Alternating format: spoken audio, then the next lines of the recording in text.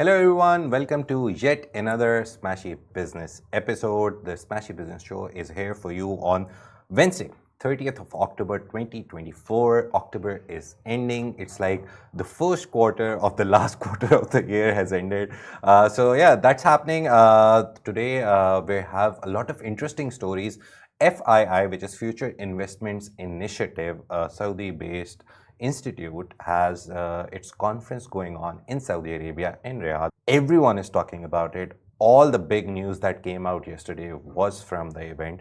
So we'll talk about a lot of stuff, what happened and what not. And apart from that, just to tell you at the very start of the show, we have a WhatsApp channel now, so you can subscribe to it or join the channel. The link is in our Instagram bio. It's in our newsletter, which we send out every day. So yeah, if you want just updates throughout the day on your WhatsApp in the channel section, in the update section, just join that. Hi, Vin. How are you? Hi, I'm good. How is Wednesday treating you? How is what? How is Wednesday treating you? Like, good start to the day? It's like half of the week is done. Yeah. So I'm like excited. I'm Yeah, excited I for the always weekend. love It's Wednesday crazy. and hate Wednesday. Love it because, weekend is 2 days Yeah. away. And I hate it because it's the middle of the week. There's still 2 days left to the weekend. But yeah, that's the thing with Wednesday. It's a mixed feeling. See, I just started this week and time is already flying. Yeah, 3 days. So gone, insane. Yeah. Speaking about exciting things that have come from the conference, the Noon CEO Faraz Khalid has basically announced in the conference that they're gonna open the first physical store pilot in downtown Dubai for Noon. Yeah. Now, this is absolutely insane because we're seeing how the company is completely developing, especially with Noon Minutes. It's beaten giants like Careem, Talabat. Here, it's not the #1 e-commerce platform. However, in Saudi Arabia, it's even beaten Amazon. Yeah. And the funny thing about the whole chat is that they're keeping it a little on the low side. They're not announcing it. But during his chat at If you know, you know. one of the lab events, he actually, like, it was maybe a slip of the tongue.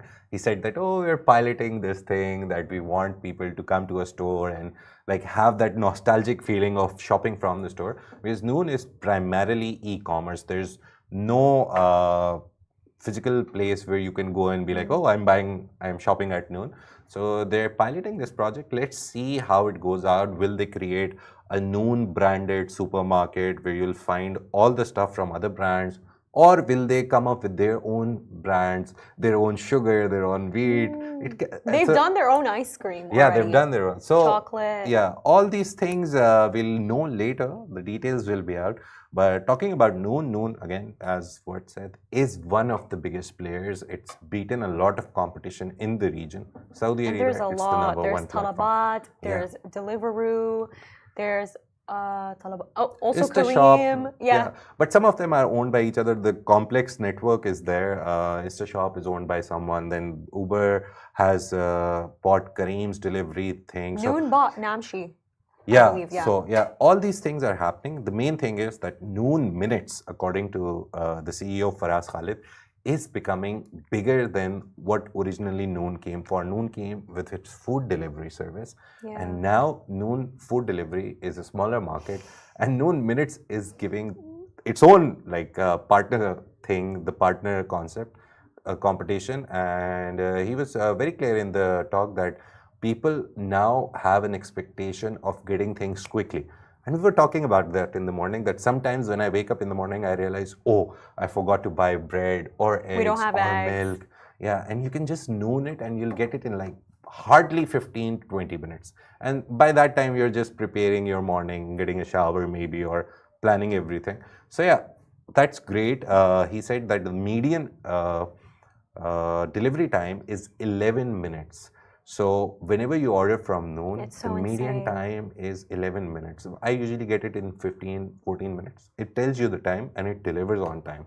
That's the good part. I truly think it's one of the most revolutionary concepts to ever exist in e-commerce. And in the idea of Dubai and Saudi specifically in the Middle East, the urban development is good, the roads are good, the traffic is well managed. So all of these things also add to delivery on time, definitely. I guess. Yeah, because if I talk about Pakistan, the country I lived in all my life, it was impossible to get anything on time because either the rider will be stuck in traffic or there will be something on the road, something happening that he couldn't deliver it on time, or finding addresses is a big problem in our country. And not just that, I also think that noon minutes, it's so culturally significant.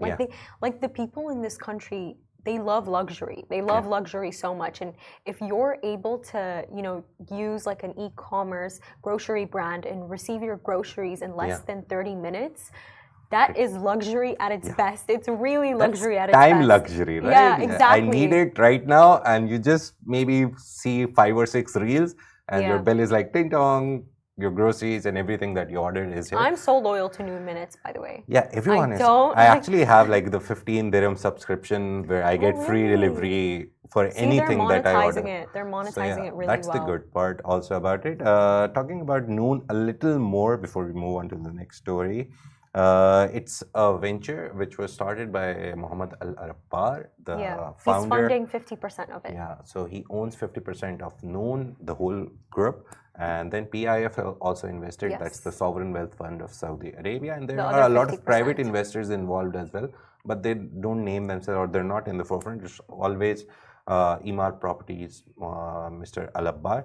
And apart from that, the PIF. So yeah, they're trying to make it into a profit-making venture as well. I remember their latest report, it said that it's not mainly a big loss-making project right now, but it's not making profits. So soon they're trying to get it into profits as well. Really? So right now they're just working on making it as easy to like access and as convenient for people that it becomes a habit. Yeah. And once it becomes a habit. It has become a habit for me. It really has. I rely on it. Like, by the way, every like 1 to 2 days, we order from Noon Minutes. Even sometimes every day, but I don't want to admit that on television. But I think that the Noon itself, you're definitely right. They are trying to make profit because have you seen the ice creams that they've released? Yeah. Like they've done these like special flavors. I guess it was a partnership with a lot of brands. And they were not like normal brands like, some ice cream brand or some food brand. They were weird brands as well. And they introduced those ice creams. Strange. Yeah, we did a story about that. I remember now. And there's a biryani flavor. And they have ketchup. Yeah, they have ketchup. Eat ketchup ice cream. People loved it, apparently. People loved all the different flavors. Really? Yeah. You know what? Honestly, I saw this entire ice cream project. I didn't see it as them trying to give us good ice cream. Because it was just like something new. Exactly. I think some of the flavors, they are good. Like the pistachio one. And they also have, I believe, a rainbow one. I believe some of them are good. But I think that how like strange and weird and niche the entire concept is, I think that much more than profit, it's to get the company's name out. Because if you're developing something strange like this, and all kinds of influencers are going to speak about it. The funny part was, it was not in partnership with Noon. It was Noon Minutes specifically. By the way, ice cream is food, right? So they didn't partner with food. They partnered with Noon Minutes. So it's a very interesting thing that they're doing. They're not just promoting Noon as a whole. They see Noon Minutes is growing, so they're pushing Noon Minutes more now. The food delivery service is there. It's also good. Delivers on time. The restaurants are there. Every restaurant that you want, you can find it on Noon. But the Noon Minute concept, they're trying to make it faster and better. I remember. It's a good marketing tactic. I don't remember exactly who I talked to this about, but some person who was part of this whole supply chain process, they told me that Noon has a warehouse of products filled, and I saw one of them in one of the buildings that I used to work in. So they have a warehouse. So when you order, the reason behind it being so quick, every 10 kilometers they have a warehouse. I don't know the exact numbers. So it was for the drivers. That's really good for them too. So you order, and someone in the warehouse has already started packing your order, and the rider just reaches there. And sometimes the riders are lining up there. So it takes like 1 or 2 minutes to pack them, and they just give it to the rider, and rider is on his way. So that's the good concept, that they have warehousing after like some kilometers in every area. So if you're ordering, for example, I order from Discovery Gardens, I know there are warehouses, like 4 or 5 warehouses in the whole locality. That is why it's so quick. They worked on their warehousing. So operationally, really great. Let's see how far and how quicker that they can get, like maybe someday not we'll be just like, that, okay, 5 minutes, drone is delivering. Them doing that collaboration for the ice cream, I think it's so smart because Yeah. these took very specific brands like Yeah. Lebanon Up, Ketchup, and they have their actual logos Yeah. on them. So it's not just some like mock-up ketchup. Yeah. So you know that they have a really strong relationship with other brands, Yeah. with their suppliers. And I think that's a very good sign that they're on the right track. It was very interesting, and I guess it ends sooner or later at the start of November, if I remember the dates correctly. But yeah, if you want to try a biryani ice cream, you're more than welcome to go to one of them. Did you pop-up. try it? No, I didn't. I don't like ice cream. What? Yeah. Really? Yeah, very rarely I eat a cornetto. Very That's rarely. crazy. Yeah, I love but my ice wife cream. should go. She eats ice cream every day, so maybe she can go. Let's move on. Let's talk about investing locally. PIF has a new announcement. Again, happened at FII 8 Future Investment Initiative Conference. The Public Investment Fund of Saudi Arabia, under the leadership of Yasser Al Rumayyan, who is the governor of FII, and he is also the head of PIF. He announced a strategic shift to reduce his international investments from 30% to approximately 18 to 20%, which is nearly $930 billion. So PIF has $930 billion assets under management, and they are saying that now they will look inwards, not outwards. They're going to reduce their international investments, and the part that they reduce, the 10-12%, they will invest it internally in local startups, local businesses to make them bigger. So good sign for Saudi startups, Saudi businesses, and everything Saudi, that PIF now wants to focus inwards. That's a good sign, I guess. I believe much more than a big sign. I think it has a broader economic implication that Saudi Arabia is going to be self-sufficient. Yeah. You know, they're going to have their own very local market that can generate income on its own without international involvement. And I think that's truly the key for countries in the Middle East, for countries in the Sub-Saharan Africa to, finally gain power. It's when they finally move away from the claws of colonial powers. No, truly.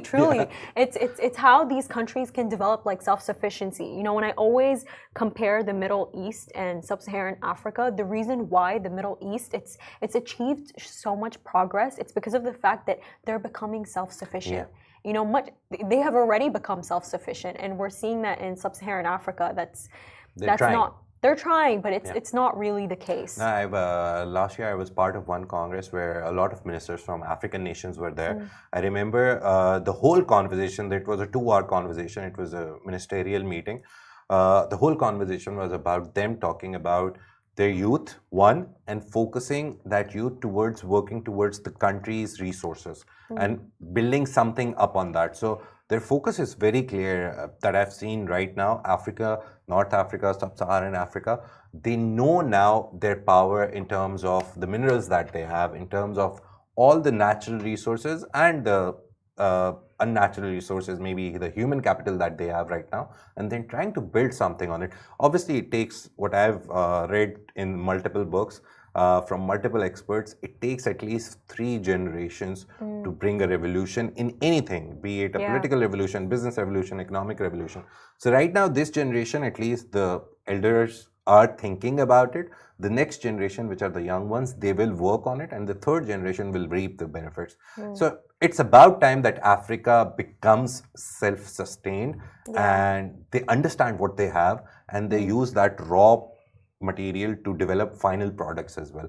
That's the main cycle that they need to get out of. Right now, they have the raw material. They know they have the raw material. They just don't have 2 things: the intellectual capability to convert it into final product, which they have, but obviously education standards are bad. I don't believe it has anything to do with intellectual ability. No, obviously you need experts, right? You need experts to understand. So that's the intellectual capability, or the intellectual, what would you say? But even experts can capital embezzle that money. you need. Even experts can embezzle money. The issue with Africa, the reason why they're not becoming self-sufficient, corruption. They know that exactly. They have all these natural resources, but because of the fact that there aren't strong governance policies in place, there's not going to be strong economic policies. To be honest, at least the conversation has started. that is for me a very good sign that the conversation is there. Maybe they don't mean it. Maybe they just come to forums and say it. They don't mean it, but at least the word is getting out, and the African youth will understand that, oh, they're saying this, but they're doing this. So maybe we should take the onus and start building something. And obviously, startups are coming out of Africa. It's not that startups are only limited to Europe, America, and the Middle East. There are startups, there are sustainability startups, water saving startups, a lot of startups that are coming from the North African region right now. But obviously, it will spread. Africa will grow. That's the consensus from experts. That is why a lot of people are focusing towards Africa. I remember UAE earmarked nearly $40 billion to invest in Africa for development projects, sustainability projects over next 5 years. So UAE is doing that. Essentially aid. Not aid. They are going to go there. If they want to build, for example, an electrical farm for electricity, or they want to build a sustainability project for something, they are planning to build it there. That way, people will get jobs. UAE, obviously, it's a two-way street. They are going to invest there. They're going to build something. People will get jobs. Experts will fly in from other areas, go to Africa. They'll train those people. So eventually, this helps. So they didn't earmark that money in the form of aid. They earmarked it in the form of development projects. Development project, any project has at least 200, 300 people working there. So that's a good part. UAE is making contribution. That is like one of the biggest numbers I remember. Apart from that, FII, the Day Zero event, New Africa Summit, again, conversation is happening on this. It is. We'll see something good happening. I truly believe for long-term economic development to be, a true reality for Africa, and especially sub-Saharan Africa, it really all has to do with governance. It all has to do with political ideology. Like, for example, if you take a look at Rwanda, especially after the genocide that they have had, you know what they did, by the way? After the genocide ended, in Rwanda, they actually focused on building the justice system. So what essentially happened is, after the genocide, they received large amounts of aid, and what they did with that money before, investing it in infrastructure and economic activities, they took that money and they trained judges, they built a new justice system, they trained new lawyers, and right now, if you actually look at the economic statistics of Rwanda, it's doing really well. Economically, because there is justice in this society. Exactly. So everyone is doing business on good terms. So it's I think it's really telling of the implication of that. I believe that political stability, it can act as a precondition for long-term economic development. Talking about political stability, Middle East is very political stable. Thankfully, Saudi and UAE. Just to circle back to Saudi Arabia, I know a lot of people are thinking, why are they pulling out their investments internationally? Why are they focusing more inward? I read this book. It's called Dead Aid by Dambisa Moyo. She's an economist, and she said that sometimes the most generous thing you can do is just say no. Yeah. It's so interesting. It's so interesting how it's like, give and take by, Saudi Arabia taking a step back and focusing more on their actual local economy. That's going to have far-reaching effects. Also, to be honest, there's this power dynamic involved as well. Usually, when we talk about Saudi PIF, when it started back, like when it was in its child day, like very young, when actually the concept of PI, it was $115 million fund, not even billion. Now it's a mammoth, it's a $930 billion mammoth. The problem is they're investing so much money outside. Now they're setting standards. I remember on Wall Street, when you're doing deals with a lot of banks, the rule is the 10 and 20 rule. So 10% is like service fee, or 20%. Now Saudi Arabia and the Middle Eastern powers like Abu Dhabi, UAE, the whole country, they go and they say, no 10 and 20. Now we're going to talk about 5 and 15. So 5% service fee and 15% the profit and sharing, all of that. Not going into the complications, but 5 and 15. So they are setting terms now on the global scale. And every big investment firm which handles investment, which does investments for you, they are coming here because they know. Barclays, we did a story in the morning that Barclays is trying to come back, now planning to come back to Saudi Arabia 10 years after they exited. So they are seeing something that is there. And to be honest, it's capital. It's the money that is there. and their $1 trillion NEOM project. If they're building everything which is like not even small, magnanimous. So they need money, they're taking money. So everyone wants to be there. Everyone wants their slice of pie from Saudi Arabia, from the Middle Eastern countries, from UAE. So yeah, that's the story. Saudi Arabia thinks they should now invest less outside and more inside. That was said at the FII opening ceremony. On Saudi Arabia a bit more, our next topic is that Saudi Arabia has actually reached a 98% cashless society. Yeah, and the Visa executive, what I saw, he was the president of the MEA region. Yeah, Andrew Torre. He said that they've achieved 98%, only 2% left to become a cashless society. No cash revolving around. Obviously, some places it will stay always. But the good part is that the digital commerce industry is growing, e-commerce is growing, people are paying now online, it's very easy, there's a lot of safety now in online payments, and a very developed Saudi society understands that there is safety. And banks are giving guarantees over online payments. We have so many systems, PayPal, etc., etc., etc. There's like 1 million systems of paying online. So yeah, the society understands now that there is no risk involved in online payments.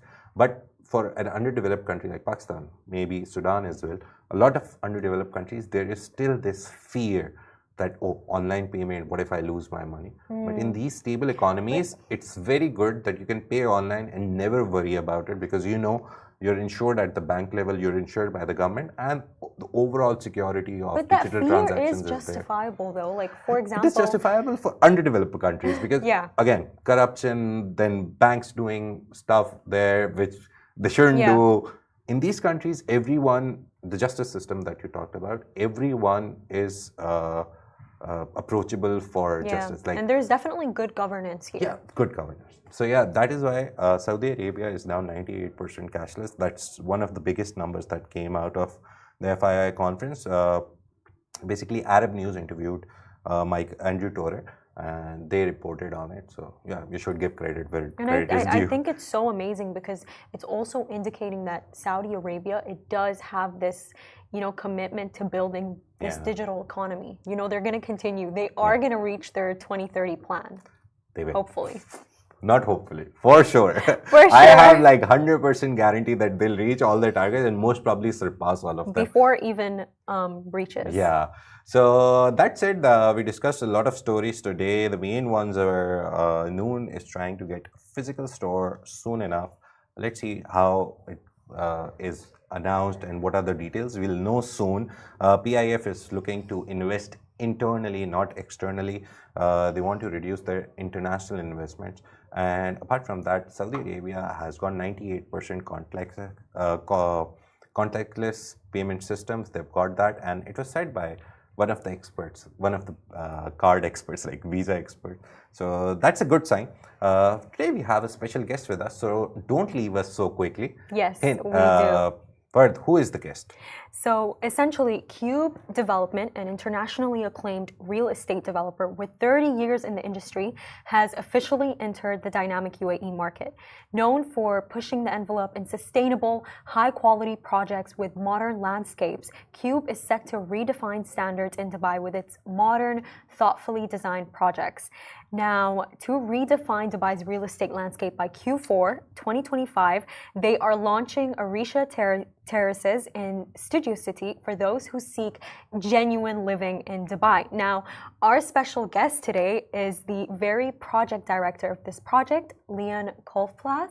We are going to be welcoming him soon. So stay with us. We're going to be back in hardly 40-50 seconds. Yes.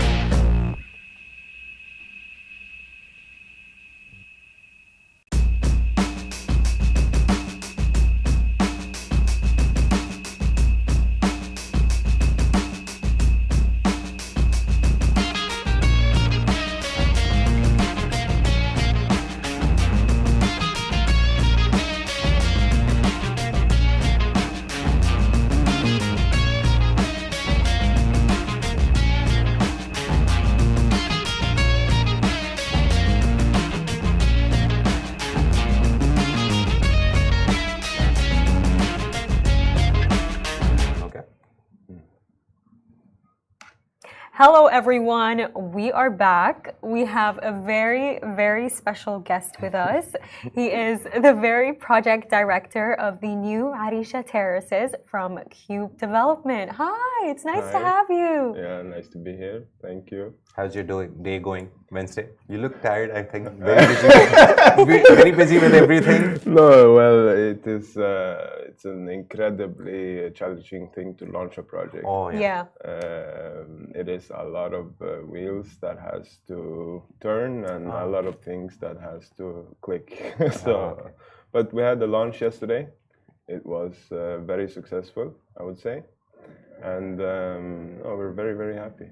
Yeah? Yeah. Just start by, telling us more about you and what you do. Well, what does a project director do? Yeah, exactly. We do everything, really. We do,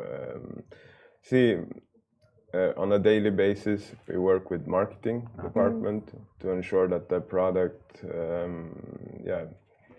aligns with the market demand. We work with sales department, again, to align the product with the market. We work with the design department endlessly to ensure that marketing will know what looks good, and sales will know what sells good, and then design will know what lasts. Okay. So you need to coordinate a lot and make sure that they all work together in a good way. Yeah, that's you difficult don't thing. get any credit. You just only if something goes wrong, it's a problem. But no, like making them work together, it's that difficult, or like they are always on good pages? Do you have problems like, oh, I don't like this design, marketing is saying no, this looks good, and sales is saying no, this will sell good? Yes, all the time, every day. But it's a constructive process, I guess. Yeah, that's how you create something. No? Yeah.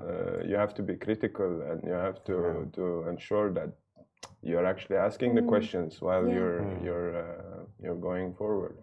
So when sales department actually raises a concern, you have to listen, and the same with design, and the same with marketing, and same with finance, for that matter. I mean, that's also a crucial part. So I think we are in Dubai. We have, how many nationalities? 200 plus, nearly 200 insane. plus, yes.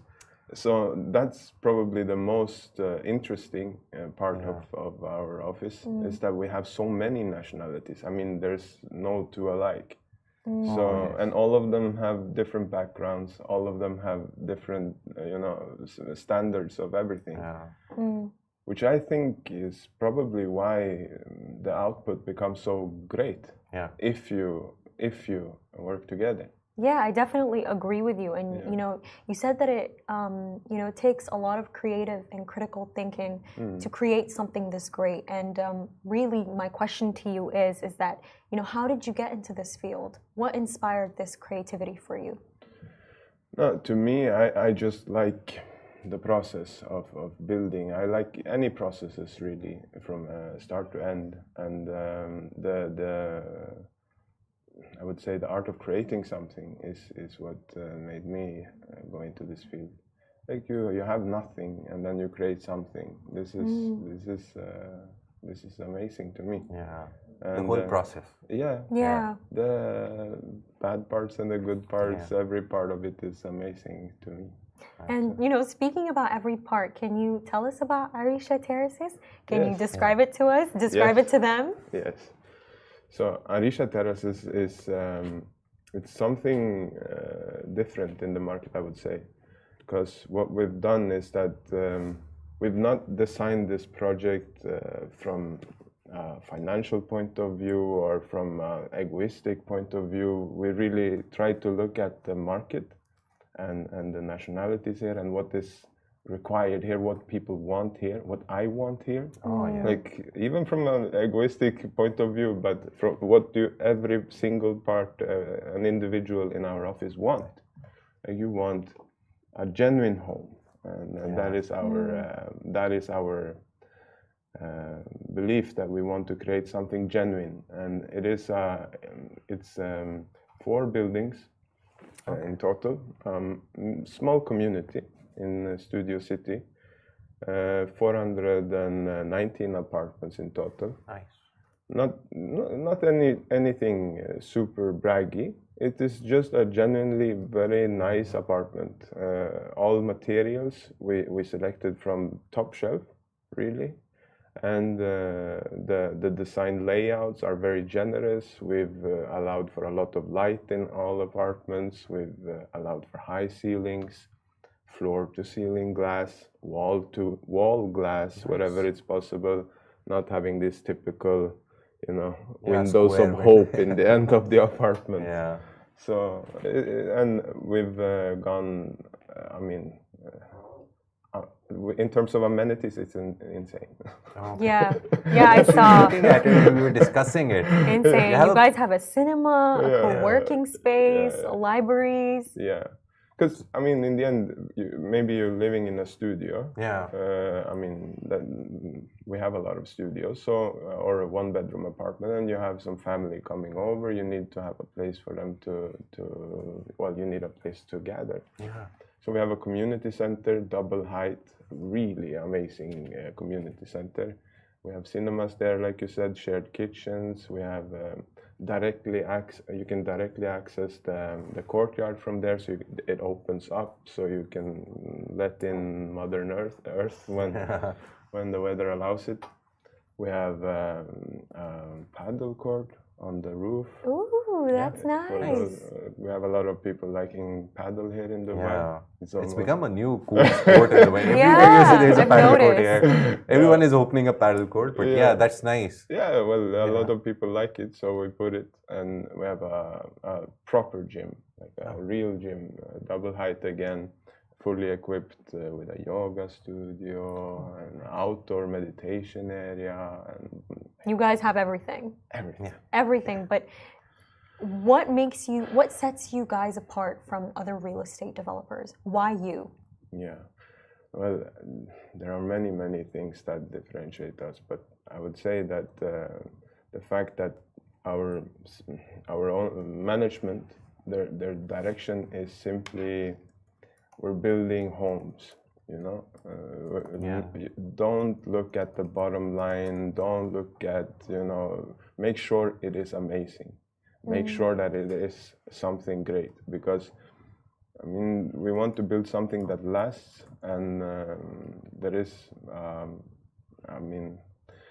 in Dubai, we have a lot of buildings that are failing after 10, 15 years, 20 years, and we want to be different and build something that lasts, and a genuine home. Why are these buildings failing? Quality? Is it something with the infrastructure? No, I can't speak for all these buildings, but I know that when you're taking decisions, you have a lot of decisions to take. Should I do this thickness? Should I do this material? Should I protect this concrete? How should I protect this concrete? What kind of glass should I choose? What kind of aluminum every single time there is a choice, and you can go this direction or you can go this direction. And so, do you think with all this development happening, you're there, a lot of other developers are there, everyone is building something. The consumer at the end of the day, they become very knowledgeable. Yeah. They know, they enter, they see everything, and they touch it and they feel it. They've become knowledgeable, and they understand the difference between, for example, if I go to some apartment and then I come to QUBE, your Arisha Terrace, would I feel the difference? Are consumers that knowledgeable now? Yes, I think, I know that they would feel the difference, because I haven't seen anything quite similar as our small community. See, the project, the inspiration behind the project, which is, if you've been to any wadis here in the GCC, like the oases, have you guys done that? Yeah. So there's these canyons, and you have these water sources and the mountain ranges.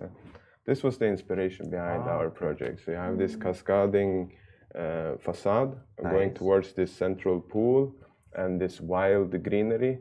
It's not, you will not find a cut hedge in our project. It's all very natural and organic and beautiful.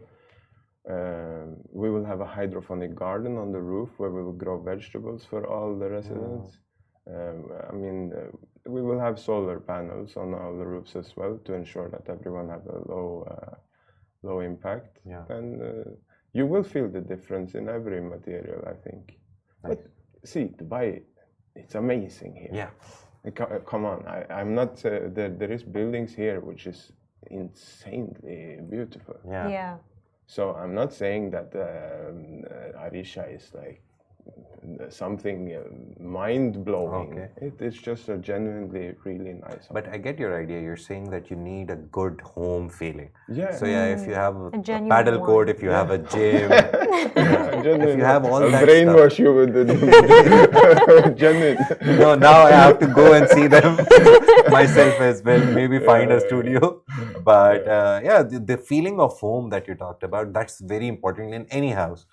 Just like entering and feeling like home, that's very important. And if you're saying Arisha has that, I guess that would be the best selling point for Arisha. Yeah, like when I was a child or when I was a young boy, you wanted to have like some place to play, and you wanted to have some place to feel, this is my courtyard. I loved that, at least when I was a boy, and to have that community feeling and to be able to run to the neighbor and ring his bell and say, can you go play, and have some place to actually go play. And that's, we have two playgrounds for children. We have the children's pool as well, and this courtyard is designed so that you will have many places to play hide and seek, and nice. It's just a really nice place to be. No, my kid would love it then. Yeah, mine too. He loves to play hide and seek. So mainly we've talked about Arisha, the USP. Feels like home. That is what I felt, that it feels like home. And you've told about the main architecture. It's very natural, organic. When can we visit? Yes. Let's show us the location. We would want to see it. But are you like planning more? Yes, sure. More on these lines or more on new ideas? Yeah, I can't really talk about it right now, but we definitely have very, very big plans for Dubai. Nice.